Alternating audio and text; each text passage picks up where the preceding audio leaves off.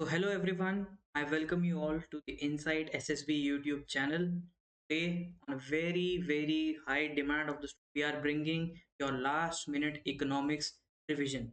Doesn't matter कि आप science background के हैं या नॉन साइंस बैकग्राउंड के लिए हैं. This video is for you. अगर आप चाहते हैं that you solve these PYQs in your upcoming CDS और NDA examination, stick to the end.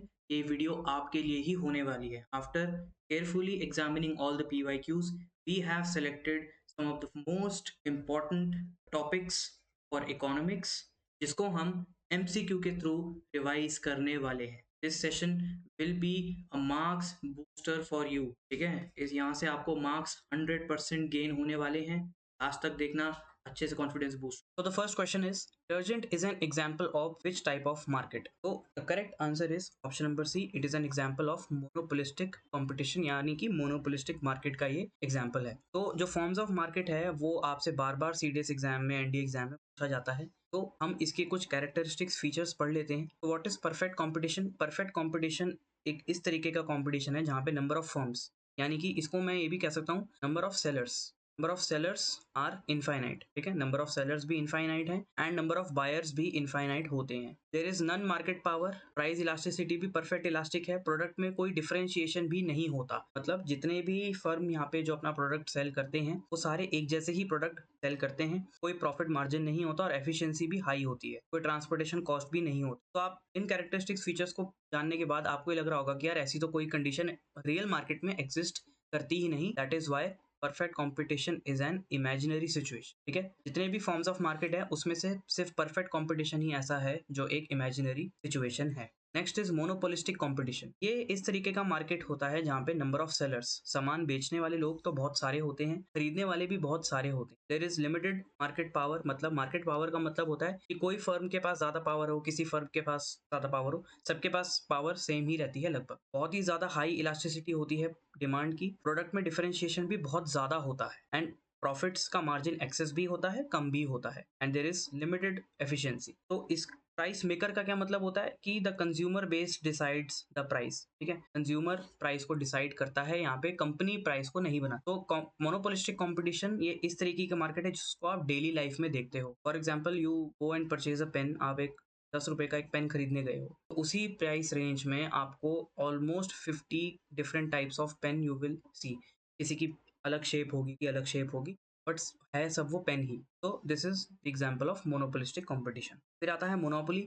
Monopoly तो नाम से ही पता चल रहा है, there is only one seller. There is only one seller, single seller है and large number of buyers हैं. इसमें डिफरेंशिएशन तो होता ही है, प्रॉफिट बहुत ज्यादा होता है. क्यों? क्योंकि एक ही कंपनी है जो सर्विस प्रोवाइड करती है एंड वो कंपनी प्राइस मेकर होती है. वो अपने हिसाब से प्राइस को डिसाइड करती है. The common example of monopoly is Indian railways. ठीक है, इंडियन रेलवेज जो है, अगर आपको इंडिया में ट्रेन में ट्रेवल करना है तो इंडियन रेलवेज के अलावा कोई और कंपनी ये आपको नहीं प्रोवाइड करती. यही आपके पास एक ऑप्शन है. अगर आपको लेना है, you have to buy the ticket और उसी की सर्विसेज को आपको यूज करना पड़ेगा. Next is your oligopoly. Oligopoly क्या होता है? There are limited firms but और लिमिटेड ही बायर्स होते हैं. मार्केट पावर इज हाई क्योंकि यहाँ पे जो कंपनीज होती हैं थोड़ी सी एक्सपेंसिव प्रोडक्ट्स ज्यादा बनाते हैं. Relatively elastic. Product differentiation is less and profits बहुत ज्यादा होते हैं. They are also the price make. यहाँ पे आपके एग्जांपल्स आ जाते हैं जैसे ऑटोमोबाइल इंडस्ट्री. ठीक है, आपकी ऑटोमोबाइल जो इंडस्ट्री है वो इसका एक प्राइम एग्जांपल है. जो इंजन्स बनते हैं कार के, ठीक है, वो इसका एक एग्जांपल हो सकता है. तो आपसे या तो डायरेक्ट एग्जांपल देके मार्केट पूछी जा सकती है या मार्केट के कैरेक्टरिस्टिक्स से आपको कुछ मार्केट को पहचानना पड़ सकता है. Next question. Inflation at a rate of 30% और अबव इज टर्म्ड एज. तो it is termed as hyper inflation. इसको हाइपर इन्फ्लेशन बोलते हैं. तो इन्फ्लेशन के कुछ जो इंपॉर्टेंट टर्मिनोलॉजीज हैं, इससे डायरेक्ट एग्जाम में क्वेश्चन पूछा जाता है, तो देख लेते हैं इसको. So what is inflation? Inflation is a condition of economy when prices of goods increase. जब goods and services के prices बहुत ज़्यादा increase होते हैं due to which our purchasing power decrease. महंगाई इतनी बढ़ जाती है कि हम उस सामान को फिर खरीद नहीं पाते. इसी का ही एक opposite है which is deflation, जिसको हम मंदी भी कहते हैं हिंदी में. When prices of goods decrease due to which our purchasing power increases or when the inflations become negative. ये वो कंडीशन है जब गुड्स के जो प्राइसेस हैं, जो बढ़े हुए प्राइसेस होते हैं, वो रिड्यूस हो जाएं और जब हम उस सामान को ज़्यादा से ज़्यादा खरीद पाएं, या फिर इन्फ्लेशन का ऑपोजिट जो होता है उसको डिफ्लेशन कहते हैं. ये आप कॉमन एग्जांपल ये भी डेली लाइफ में देखते हैं. ठीक है, वेजिटेबल प्राइसेस में तो डेली चलता ही रहता है, न्यूज़ में आपने देखा ही होगा. Next is your recession. It refers to the slow down in a few sectors of the economy. Economy के तीन सेक्टर्स होते हैं, प्राइमरी सेक्टर जिसको एग्रीकल्चर सेक्टर भी कहते हैं, then secondary sector and then tertiary sector. तो इनमें से अगर किसी एक सेक्टर में स्लो डाउन आ रखा है, प्रोडक्शन इतनी ज़्यादा अच्छे से नहीं हो पा रही, आउटपुट इतना ज़्यादा नहीं आ रहा, फिर liquids and purchasing power both are present but there is a lack of liquidity. यहाँ पे ऐसा नहीं होता कि गुड्स एंड सर्विसेज के प्राइसेस हाई हो गए हैं या लोग खरीद नहीं पा रहे हैं। लोगों के पास परचेजिंग पावर भी होती है, they are able to afford, but उस सेक्टर में कैश इतना फ्लो नहीं हो रहा होता, सोसाइटी में लोगों के पास इतना फ्री फ्लो पैसा नहीं होता। It hits luxurious and investment. What is depression? Depression when recession hits each and every sector of the economy. Recession का मतलब होता है कि ये सिर्फ पर्टिकुलर किसी एक या दो सेक्टर में ही होता है, और अगर आपके इकोनॉमी के सारे तीनों के तीनों सेक्टर्स में फॉल आ जाए, उस कंडीशन को हम डिप्रेशन बोलते हैं। Then there is a lack of liquidity, liquid and purchasing power. Depression में क्या होता है, ना ही मार्केट में मनी का सप्लाई अच्छा है, ठीक है, ना ही इतना लिक्विड कैश है लोगों के पास, ठीक है, लोगों की सेविंग्स भी इतनी ज्यादा नहीं है, प्लस उनकी परचेजिंग पावर भी बहुत लो हो चुकी है। Next is hyper inflation. Hyper inflation क्या है? When there is an excess liquidity in the economy due to which liquids and purchasing power becomes approximately nil. इतनी ज़्यादा महंगाई हो जाती है, इतना ज़्यादा प्राइसेस अप हो जाते हैं गुड्स एंड सर्विसेज के, कि आप उस सामान को बिल्कुल भी खरीद ही नहीं पाओगे। Then stagflation. Stagflation is a situation where inflation, recession and unemployment all together exist in the economy. Stagflation में क्या होता है? महंगाई भी है मार्केट में, प्लस साथ के साथ रिसेशन भी चल रहा है। रिसेशन का मतलब क्या है कि कोई ना कोई सेक्टर ऐसा है इकोनॉमी का जो स्लो डाउन हो रहा है, प्लस अनएम्प्लॉयमेंट भी क्या है, एट ऑल टाइम हाई चल रही है। इस तीनों कंडीशन जब एक साथ एग्जिस्ट करती हैं, उसको हम स्टैगफ्लेशन बोलते हैं। Next question. Generally the slope of the demand curve is, जो लॉ ऑफ डिमांड है उसके अकॉर्डिंग जो डिमांड कर्व की स्लोप है, इट इज ऑलवेज डाउनवर्ड, ठीक है। डाउनवर्ड को हम नेगेटिव स्लोपिंग डिमांड कर्व भी कहते हैं, ठीक है। इसकी स्लोप या तो नेगेटिव है या फिर डाउनवर्ड भी आप इसको कहते हैं। तो डिमांड, लॉ ऑफ डिमांड क्या है? It was given by Alfred Marshall. It shows the relationship between the price and the demand, ठीक है। There is a inverse relation between the demand and its price. क्या मतलब? अगर price बहुत ज्यादा है तो डिमांड उतनी ही कम होगी। If price is low then demand will be high. That is a inverse relation. It says that if the price of a product is increase then the demand is decrease and vice versa. Law of demand क्या बोलता है? It is always downward sloping from left right. It may be curvy और a straight line, ठीक है। ये curve भी हो सकता है और एक स्ट्रेट लाइन भी हो सकती है। What is elasticity of demand? ये वर्ड आपने बहुत बार इकोनॉमिक्स में यूज हुआ होगा, आपने सुना भी होगा, प्लस हमने अभी मार्केट के जो फॉर्म्स पढ़े थे उसमें भी ये वर्ड यूज हुआ था। तो it is responsibleness change in the demand with respect to the price. Market में जब डिमांड में चेंज आता है, जब डिमांड में इंक्रीज या डिक्रीज हो, क्यों? क्योंकि प्राइस में कोई चेंज आ चुका है। जब डिमांड में चेंज आता है, that change is referred as elasticity of demand. इसको हम इलास्टिसिटी ऑफ डिमांड बोलते हैं। तो देर आर सम कंडीशंस, जैसे कि परफेक्टली इलास्टिक। ये कौन सी कंडीशन होती है? When very minor change in the price leads to an infinite change in demand. जब प्राइस में बहुत ही ज़्यादा कम चेंज आया, बट उससे क्या हुआ, डिमांड इनफाइनाइटली चेंज हो गई, या तो इंक्रीज हो गई या तो डिक्रीज हो गई। Again it is an imaginary condition, here there is know example. तभी इसका एग्जाम्पल नहीं बनता। यहाँ पे the price elasticity of demand is infinite, ठीक है। यहाँ पे इनफाइनाइट इसकी डिमांड होती है। Next is perfectly inelastic demand. What do you mean by it? When change in the price leads to no change in demand. आपने price में change कर लिया, ठीक है, प्राइस अप या डाउन हो गया, बट उससे डिमांड में कोई चेंज नहीं आया, डिमांड एकदम कांस्टेंट है। अगेन ऐसा तो हो नहीं सकता, हमने लॉ ऑफ डिमांड में पढ़ा था कि प्राइस के चेंज से डिमांड में चेंज आता है, but again it is an imaginary condition. Then relatively elastic demand, when the percentage change in the demand is greater than the percentage change in price. इसका मतलब क्या है कि डिमांड में चेंजेस ग्रेटर हैं प्राइस के चेंजेस के comparison में।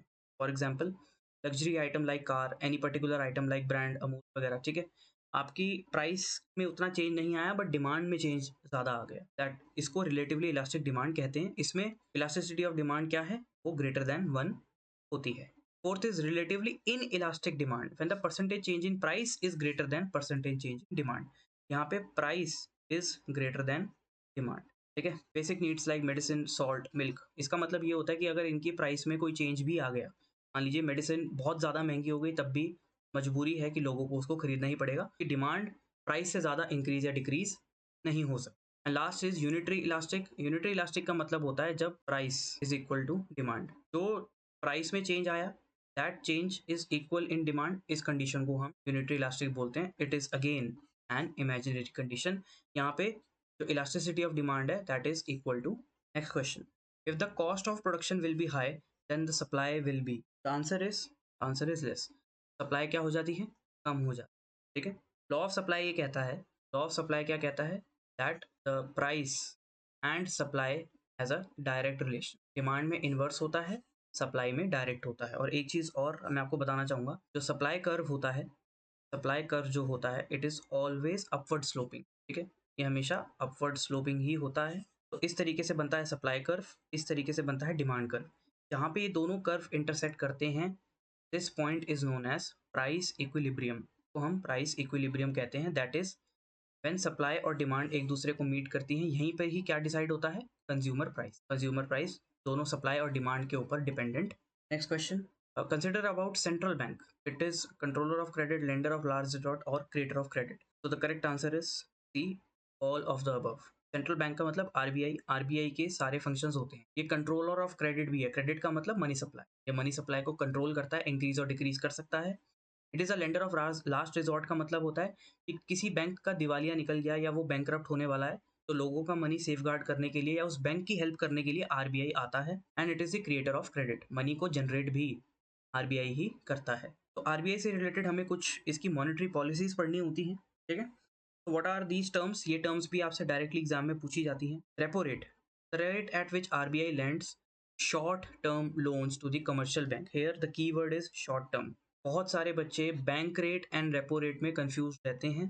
दोनों ही रेट्स में क्या होता है कि आरबीआई कमर्शियल बैंक्स को लोन देता है, बट डिफरेंस क्या होता है, रेपो रेट होता है short term loan, bank rate होता है लॉन्ग टर्म लोन, ठीक है। ये कंफ्यूजन बार बार नहीं होना चाहिए। Next, reverse repo rate. Reverse repo rate क्या होता है, जब कमर्शियल बैंक आरबीआई को लोन देते हैं, rate at which RBI borrows loan from commercial bank, repo rate is greater than the reverse repo rate. Then MSF, marginal standing facility. In this system, a bank can borrow overnight loans for RBI at 1% higher than the repo rate. मान लीजिए किसी commercial bank, let's say for example PNB को रातों रात कोई emergency आई और उनको एक फंड इकट्ठा करना है, तो क्या करेगा, ओवरनाइट एक वन नाइट का लोन लेगा, इससे आरबीआई से, बट इसका जो रेट ऑफ इंटरेस्ट होगा वो रेपो रेट से 1% ऊपर होगा। देन कैश रिजर्व रेशियो, हर एक बैंक को, इंडिया में जितने भी बैंक हैं, whether commercial bank, private sector bank है, पब्लिक बैंक है, कोई भी किसी भी तरीके का बैंक है, वो उसको एक फिक्स्ड कैश रिजर्व, एक फिक्स्ड परसेंटेज अपने पास आरबीआई के पास डिपॉजिट करना होता है in terms of cash.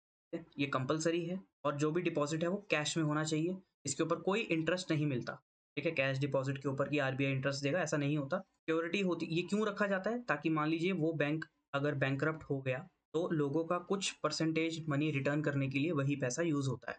And ये जो सीआरआर है ये वीकली बेसिस पे डिपॉजिट होता है। Next is statutory liquidity ratio. Every bank has to reserve a fixed percentage to its total deposit with itself. SLR में क्या आता है, या तो आप कैश रख लीजिए या फिर लिक्विड एसेट्स। लिक्विड एसेट्स में क्या आते हैं आपके, गोल्ड, बॉन्ड्स, ठीक है। और ये वाला जो SLR रेशियो होता है ये बैंक अपने पास, खुद के पास रखता है, ठीक है। ये इट सेल्फ डिपॉजिट होता है, एंड CRR जो डिपॉजिट होता है वो आरबीआई के पास होता है। Next is open market operation. It is a system of buying and selling of government properties. Government की जो सिक्योरिटीज हैं, जो गवर्नमेंट के बॉन्ड्स हैं, उनका सेलिंग और परचेज कौन करता है, आरबीआई करता है। इसको हम ओपन मार्केट ऑपरेशन बोलते हैं। Who is known as the father of micro economics? Correct answer is option number D, John Bernard Keynes. Currency generally accepted by the public of the country is known as, जो हम currency use करते हैं उसको किस term से बुलाया जाता है, इकोनॉमिक्स में उसको किस टर्म से बोलते हैं, उसको बोला जाता है लीगल टेंडर मनी, ठीक है। लीगल टेंडर मनी कहा जाता है। Talking about money supply, money supply, there are 4 types of money supply के, 4 कॉन्सेप्ट्स होते हैं, which is M1 money, M2 money, M3 and M4 money. तो what is M1? M1 money is measured as, इसका एक formula होता है, इसमें C plus double D plus O D, here C stands for rupee notes and the coins. C का मतलब होता है जो आपके कॉइन्स, जो आप नोट्स यूज कर रहे हो वो, प्लस ये जो डी है it is demand deposit. Demand deposit क्या होता है, ये savings account and current accounts जो हम बैंक्स में खुलवाते हैं। And what is OD? OD are other deposits. Other deposits क्या होते हैं, demand deposits of foreign banks और foreign governments with the RBI. Foreign governments जो इंडिया में काम कर रही हैं या फॉरेन बैंक्स जो इंडिया में काम कर रहे हैं, वो आरबीआई के पास अपना अकाउंट खुलवाते हैं। Demand deposits of some financial institution like IDBI, IFCI, और demand deposit of international institution like IMF और वर्ल्ड बैंक। तो ये जो अदर डिपॉजिट्स होते हैं, इसमें हम इंटरनेशनल डिपॉजिट्स गिनते हैं या फाइनेंशियल इंस्टीट्यूशन के कोई डिपॉजिट्स हैं। जब इन तीनों को कंबाइन किया जाता है, ये निकलता है हमारा M1 money. What is M2? M2 is measured as M1, मतलब M1 के सारे concepts plus saving deposits with the post office. जो पोस्ट ऑफिस ऑफ इंडिया में कुछ सेविंग डिपॉजिट्स होते हैं, सेविंग अकाउंट खुल, उसको भी जब हम ऐड कर देते हैं M1 में, वो होता है M2। Last is M3। M3 is measured as M1 plus time deposits the bank. M1 के सारे concept plus time deposit. Time deposits में क्या आते हैं? हमारे fix deposits and recurring deposit. And M4 में क्या आता है? इस M3 plus total deposit with the post office excluding national saving certificate. आपसे एक क्वेश्चन यहाँ पे है कि out of these four concept M1, M2, M3 and M4, इनमें से सबसे ज्यादा लिक्विडिटी किसकी है? ठीक है, which money has the highest liquidity? किस मनी कंसेप्ट की सबसे ज्यादा लिक्विडिटी है? It is M1, M2 and M4। ये आपको कमेंट में बताना है। Which organization in India calculates the national income? India में नेशनल इनकम कौन सी बॉडी कैलकुलेट करती है? तो the correct answer is option number B, which is the central statistical organization. ये एक इंडिया की बॉडी है जो नेशनल इनकम कैलकुलेट करती है। सो नेशनल इनकम के तीन मेथड्स होते हैं। There are three methods to calculate national income. First is your income method, second is your output and third is your expenditure method. इसमें क्या होता है? जीडीपी। जीडीपी में क्या आता है? जीडीपी में आती है जितनी भी प्रोडक्शन इंडिया की टेरिटरी के अंदर हुई है, ठीक है, with in the territory of India, जो भी हमारे प्राइमरी सेक्टर, सेकेंडरी सेक्टर और टर्जरी सेक्टर में आउटपुट हुआ है, उसका सम इज योर जीडीपी। जब इसमें हम नेट इनकम फ्रॉम ओवरसीज, क्योंकि इंडिया में बाहर से भी कुछ फंडिंग आ रही है, कुछ पैसे लोग बाहर से भी ट्रांसफर करते हैं, किसी के रिलेटिव्स बाहर रह रहे हैं, उसको जब हम ऐड कर देते हैं तो हमारे पास क्या आ जाता है? Gross national income. And when we minus the depreciation we get net national income. दूसरा मेथड होता है आउटपुट मेथड। इसमें जीडीपी में net income from overseas add करते हैं तो ग्रॉस नेशनल प्रोडक्ट आता है। Again when we minus the depreciation we get net national product. Expenditure method में जीडीपी में नेट इनकम फ्रॉम ओवरसीज और एक्सपोर्ट्स भी ऐड होते हैं, ठीक है, income from overseas plus exports, and इसमें इम्पोर्ट्स को माइनस किया जाता है। Minus the imports minus gross national expenditure, जो भी नेशनल एक्सपेंडिचर हुआ है, plus subsidies minus tax is your gross national expenditure. फिर लास्ट में इसमें भी डेप्रिसिएशन माइनस करके we get the net national expenditure. तो आपको यहाँ पे पूरा फॉर्मूला याद करने की जरूरत नहीं है, आप देख सकते हो फॉर्मूला एंड इसके नेशनल इनकम तीन मेथड्स कौन कौन। Which institute slash organisation issues the Indian currency coins? Coins कौन सी इंस्टीट्यूशन इंडिया में इशू करता है? मिंट कहाँ, मिंट कौन करता है? तो the correct answer is D, ministry of finance. ठीक है, मिनिस्ट्री ऑफ फाइनेंस रेगुलेट करती है हमारे कॉइन्स को। The balance between export and import of goods of two countries is known, it is known as the balance of trade. ठीक है, क्या होता है बैलेंस ऑफ ट्रेड, क्या होता है बैलेंस ऑफ पेमेंट? देखते हैं चार्ट के through. So what is balance of trade? It refers to the difference between export and the imports. Export and imports के बीच का जो difference होता है that is balance of trade. What is balance of payment? It refers to an account statement that shows the economic transaction of a resident with the rest of the world in period. एक person ने जो भी transaction किया है, ठीक है, with the world, जो भी उसने ट्रांजैक्शन किया that is balance of payments. इसमें पेमेंट्स का हिसाब रखा जाता है, ठीक है, और यहाँ पे ट्रेड का हिसाब रखा जाता है। It includes only visible items, में से विजिबल आइटम्स का ही होता है, मतलब जिस सामान में ट्रेड हो रहा है, ठीक है, जो मटेरियल में ट्रेड हो रहा है उसी का ही अकाउंट लिया जाता है। बट बैलेंस ऑफ पेमेंट में invisible items, unilateral transfers and capital transfers सब चीजें इंक्लूड होती है। Capital transaction it does not include capital transfers, it includes capital transfer. इसमें सिर्फ और सिर्फ ट्रेड का ही होता है, पैसे का लेन देन या जो भी लोन दे रहे हैं या इंटरेस्ट पे कोई अमाउंट दे रहे हैं, ये सब चीजें इसमें काउंट नहीं होती। ऑन दी अदर हैंड इसमें ये सब काउंट होता है। बैलेंस ऑफ ट्रेड का स्कोप नैरो है, क्यों? क्योंकि सिर्फ ट्रेड में इंपोर्ट एक्सपोर्ट से ही डील करता है। बट बैलेंस ऑफ पेमेंट का स्कोप बहुत ज्यादा वाइड होता है। Settlement, the negative balance in balance of trade can be set of in the balance of payment account. The negative balance in balance of payment can never be set of again positive balance. ठीक है, इसका अगर negative है तो हम balance of payment में transfer कर सकते हैं, बट इसका ट्रांसफर बैलेंस ऑफ ट्रेड में कभी नहीं होगा। ठीक है, तो आपको जो चीज़ ध्यान में रखनी है वो यही रखनी है कि बैलेंस ऑफ ट्रेड में हम सिर्फ एक्सपोर्ट एंड इंपोर्ट की ही बात करते हैं। ठीक है, जैसे हम कहते हैं सरप्लस एक्सपोर्ट, सरप्लस इंपोर्ट, तो वो क्या बोलते हैं? वो बैलेंस ऑफ ट्रेड का प्लस और माइनस ही होता है। And balance of payment is, ये सिर्फ क्या होता है? जो कैपिटल ट्रांसफर हो रही है, ठीक है, उसका बैलेंस होता है ये। Next question, the unemployment caused by the upgradation of technology is known as, it is known as technological unemployment. तो let us discuss some types of unemployment. Unemployment के कौन कौन से टाइप्स होते हैं? First is your frictional unemployment. तो what is frictional unemployment? Frictional unemployment होता है जब आप जॉब स्विच करते हो, उसके बीच का जो ड्यूरेशन होता है, उसके बीच में जब आपके पास जॉब नहीं होती, that is frictional unemployment. Let's say there is a person A, पहले ये एक्स वाई जेड कंपनी में था, then he switch to ABC company. इसके बीच में 3 मंथ, 3 महीने का टाइम इसे लग गया। That 3 month where he has no job, that is frictional unemployment. Real wage is wages above equilibrium.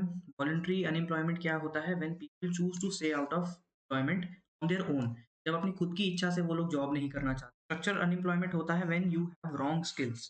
For example, आज की सोसाइटी में आईटी सेक्टर बहुत ज़्यादा बूम हो रहा है, तो अगर if you want a job in IT sector, आपको रिक्वायर्ड स्किल्स चाहिए। अगर आपने वो स्किल्स को एक्वायर नहीं किया, you be able to get that job in that sector. तो इस वजह से जो अनएम्प्लॉयमेंट होती है वो स्ट्रक्चरल अनएम्प्लॉयमेंट बोली जाती है। Next is geographical. जोग्राफिकल का मतलब कि जोग्राफिकल कंडीशन खराब है, लेबर की मोबिलिटी नहीं हो पा रही है, तो जोग्राफिकल कहते हैं। Then seasonal unemployment. Seasonal unemployment का मतलब होता है when there is a season, की 4 to 5 मंथ का ही सीजन है आपके पास। फॉर एग्जाम्पल, आप टूरिस्ट सेक्टर में हैं, ठीक है, आप टूरिस्ट गाइड हैं टूरिज्म सेक्टर में, तो आपका पता है कि 4-5 महीने का ही सीजन, तभी आपके पास जॉब है, फिर उसके बाद you unemployed. Next is demand deficient unemployment. ये जब होता है जब इकोनॉमी डिमांड बहुत स्लो डाउन होती है, and there is less to none demand in the economy, and due to which unemployment arises, उसको demand deficit unemployment. Next question, rate at which the commercial banks and loan from central bank is known as. तो यहाँ पे short term और long term word use नहीं हुआ है, तो इस केस में we will go for repo rate. ठीक है, फिर से मैं आपको एक बार रिवाइज करा देता हूँ। रेपो रेट होता है शॉर्ट टर्म, एंड जो बैंक रेट होता है वो होता है long term. Next question, inflation caused by the excess demand in the market is as. तो the correct answer is demand pull. जब किसी कॉमोडिटी की डिमांड बहुत ज़्यादा हाई हो जाती है, उसकी वजह से जो इन्फ्लेशन होता है, that is demand pull. Who presents the union budget in front of the parliament? तो the correct answer is D, financial minister. ठीक है, फाइनेंस मिनिस्टर जो है वो बजट को प्रेजेंट करते हैं on behalf of president. President के बिहाफ पे ये बिल प्रेजेंट होता है। Question for you all is, you have to tell me the article of budget and it is also known as. को एक और वर्ड से बोला जाता है, इज सो नोन एज। ठीक है, ये दोनों चीजें आप कमेंट में बताएंगे। What is total cost? आपसे टोटल कितना पूछा है? Correct answer is A. Cost refers to total fixed cost plus variable cost. What are the different types of cost? तो टोटल कॉस्ट होता है, it is a cost refer to the total expenses incurred in reaching particular. For example, you have to produce सामान बनाना है जिसका नाम ए है। बनाने के लिए आपको जो भी जितनी भी टोटल एक्सपेंसेस आपके लगे, जितने भी एक्सपेंसेस आपके लगे हैं, सबका एक्सपेंसेस का sum is your total.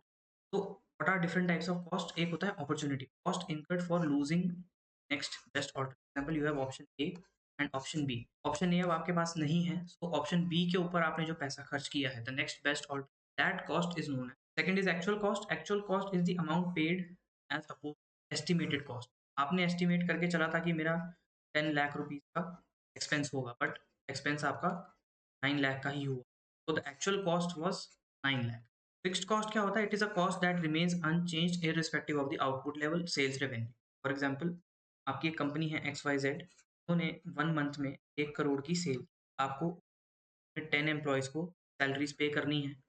Next month आपकी कंपनी ने सेकंड मंथ में सिर्फ 10 लाख का ही बजट, 10 लाख की सेल में तो डिक्रीज हो गया, but can you also stop the salary? No, salary तो आपको तब भी पे करनी ही पड़ेगी, that is a fixed expense. आपको रेंट तब भी पे करना पड़ेगा, इलेक्ट्रिसिटी बिल तब भी पे करना पड़ेगा। नेक्स्ट आती है variable cost. Variable cost are those that are depending अपनी प्रोडक्शन वॉल्यूम। ठीक है, प्रोडक्शन वॉल्यूम के ऊपर मतलब, फॉर एग्जांपल, आपकी मशीनरी, आपकी सेल बहुत ज़्यादा, प्रोडक्शन बहुत ज़्यादा हाई है, तो आपको उतनी ही ज़्यादा मशीन रन करना पड़ेगा। तो रन करने के लिए जो भी कॉस्ट आएगी, दैट इज वेरिएबल। और अगर आपकी रनिंग ज़्यादा नहीं है, प्रोडक्शन ज़्यादा नहीं है, तो आपको उतना ही कॉस्ट कम पे करना पड़ेगा। Which of the following is a direct tax? Correct answer is B, income tax जो है एक डायरेक्ट टैक्स। क्या होता है direct tax? It is a tax which is levied directly on the, directly on, और आपको ये टैक्स डायरेक्टली किसको पे करना होता है? गवर्नमेंट। गवर्नमेंट अपनी एजेंसीज के थ्रू डायरेक्ट आपसे टैक्स वसूलती है। What are the different types of direct taxes? आता है इनकम टैक्स, 1860 में इंट्रोड्यूस हुआ था। It is a tax on the of unregistered organisation individual. Unregistered organisation workers वगैरह हैं, उनकी जो इनकम का टैक्स कटता है वो इनकम टैक्स। और हर एक इंडिविजुअल जो वर्किंग डेमोग्राफिक में है और इन बार लिमिट्स में आ रहा है, उनको टैक्स देना। Second is the corporate tax. Corporate tax ये वो टैक्स होता है जो कंपनीज से वसूला जाता है। जो कंपनीज इंडिया में रजिस्टर्ड है, whether government, semi private, private, MSME, जिस भी टाइप की कंपनी है, वो टैक्स जो गवर्नमेंट को, that is corporate, and it is the main source of the income of the government. हमारी सरकार इसे ही अर्न करती है। नेक्स्ट आता है आपका gift tax. Gift tax is paid by the person who receives a gift, but इसकी exemptions. The gift value is less than 50 if the gift is received on the occasion of marriage and if the gift is received from, फिर होता है estate duty. Estate duty आप पे करते हो property के ऊपर। Now some other forms of indirect taxes. Indirect taxes क्या होते हैं? ये वो टैक्सेस होते हैं जो डायरेक्टली आप पे नहीं करते हो, बट कोई सर्विस आपने यूज की, प्रोडक्ट आपने यूज किया, एमआरपी या उसकी कॉस्ट के साथ टैक्स जो होता है एडेड होता है। What are the examples? Excise duty, service tax, sale tax, value added tax, custom duty, CST and local body tax। अब जो CST है, local body taxes है, इसको कंबाइन करके गुड्स एंड सर्विसेज टैक्स को इंडिया में इंट्रोड्यूस कर दिया गया है। Next question for you all is by which amendment GST was added. ठीक है, या consider the following: unemployment, rapid population growth and slow rate of capital. Which of the following conditions are responsible India? C all of the above. Unemployment भी है, क्यों है? क्योंकि unemployment ज़्यादा होगी, कैपिटल फॉर्मेशन उतना नहीं होगा, आपके पास गेनफुल इनकम का सोर्स नहीं होगा। Population growth, higher the population growth, scarcity of resources ज़्यादा, कंपटीशन और फियर्स होगा। Slow rate of capital formation का मतलब होता है कि इंडिया में कंपनीज जो हैं इतनी ज़्यादा एम्प्लॉयमेंट जनरेट नहीं कर पाती, जिसकी वजह से लोगों के पास इनकम नहीं जनरेट हो पाती, and they are unable to contribute national growth. So all of the factors are responsible. Indifference curve is convex to the origin due to which reason? It is because of law of demand substitute. तो indifference curve के बारे में थोड़ा सा discuss करें। Indifference curve क्या होता है? ये हमें रिलेशन शो करता है गुड्स और उससे मिलने वाली satisfaction. Higher the indifference curve, higher will be satisfaction, lower the indifference curve, low satisfaction. कुछ कैरेक्टरिस्टिक्स फीचर्स जहाँ से डायरेक्ट क्वेश्चन आते हैं: indifference curve slopes downward from left to right, इसकी लेफ्ट टू राइट डाउनवर्ड ही होती है। Indifference curve is convex to the origin, shape आप देख सकते हैं। Higher the indifference curve, higher the satisfaction, and vice versa. And indifference curve never intersect, आपस में इंटरसेक्ट नहीं होते। Talking about some of the curves in the economy, ये कुछ कर्व्स हैं, आपसे यहाँ से डायरेक्ट मैच द इनके बीच में रिलेशनशिप जा सकता है, अभी गया है।